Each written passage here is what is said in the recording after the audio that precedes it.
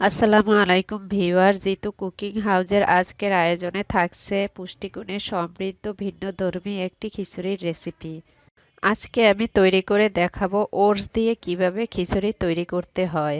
এই ওটস কিন্তু খুব সহজেই আমাদের ওজন কমাতে সহায়তা করে।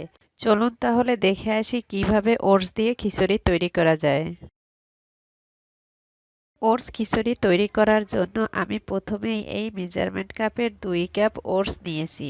এটা আপনি স্বপ্ন অথবা মিনায় খুঁজলেই পেয়ে যাবেন। আর নিয়েছি 1/4 কাপ মসুরের ডাল। আমি এই ডালগুলোকে আধা ঘন্টা আগে পানিতে ভিজিয়ে ভালো করে ধুয়ে পরিষ্কার করে নিয়েছি। খিচুড়ি রান্না করার জন্য আমি এখানে কিছু গাজর এভাবে করে কেটে নিয়েছি।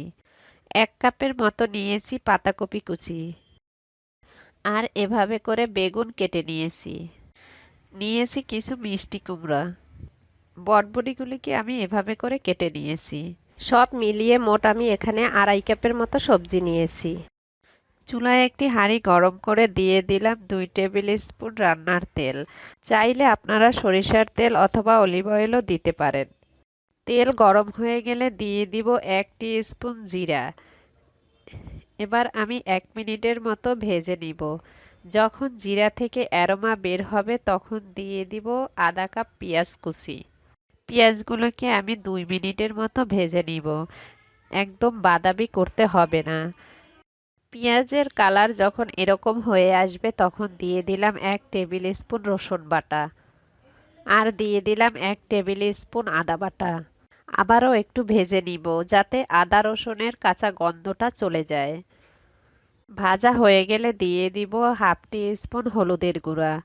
আর দিয়ে দিব 1/2 টিস্পুন শুকনা মরিচের গুঁড়া। এবার সব উপকরণ মিশিয়ে নিয়ে দিয়ে দিব কেটে রাখা সবজি।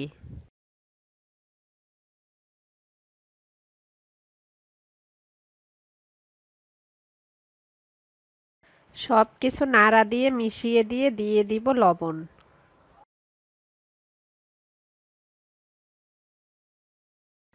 এখন দিয়ে দিলাম 1.5 টিস্পুন লবণ।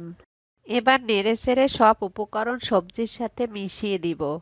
এভাবে করে আমি 2 মিনিটের মতো সবজিগুলোকে ভালো করে কষিয়ে নিব। সবজি কষানো হয়ে গেলে দিয়ে দিব ভিজিয়ে রাখা মুসুরির ডাল। ডাল দেয়া হয়ে গেলে আমি আবারও ডাল সবজি সবকিছু 2 মিনিট কষিয়ে নিব। এই যে দেখুন ভিউয়ার্স, আমার সব উপকরণ কষানো হয়ে গেছে। দিয়ে দিলাম 2 কাপ গরম পানি। আবারও সব উপকরণ একটু নেড়েচেড়ে মিশিয়ে দিয়ে ঢেকে দিব সেদ্ধ না হওয়া পর্যন্ত। 3-4 মিনিট পর ঢাকনা খুলে আবারও একটু নাড়া দিয়ে ঢেকে দিব। ফিরে এলাম 3 মিনিট পর। এবার আমি ঢাকনা খুলে দিয়ে দিব ওটস। আমার সবজির পানিটা কিন্তু একদম শুকিয়ে যায়নি, অল্প অল্প পানি আছে। এই পানির সাথেই আমি ওটসটাকে ভালো করে নেড়েচেড়ে মিশিয়ে দিব।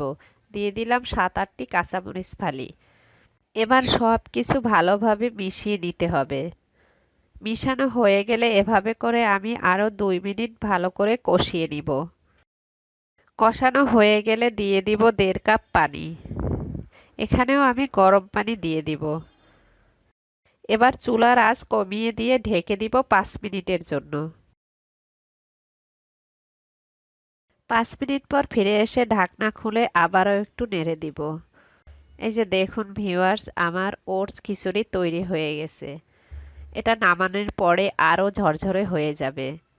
ওটস সেদ্ধ হতে কিন্তু বেশিক্ষণ সময় লাগে না। আশা করি আপনারা এই ওটস খিচুড়িটা বাসায় তৈরি করবেন। ফিরে আসছি পরিবেশনের পর। ভিউয়ার, যারা ওজন কমাতে চান তাদের এই ওটস খিচুড়ির কোনো তুলনাই হয় না।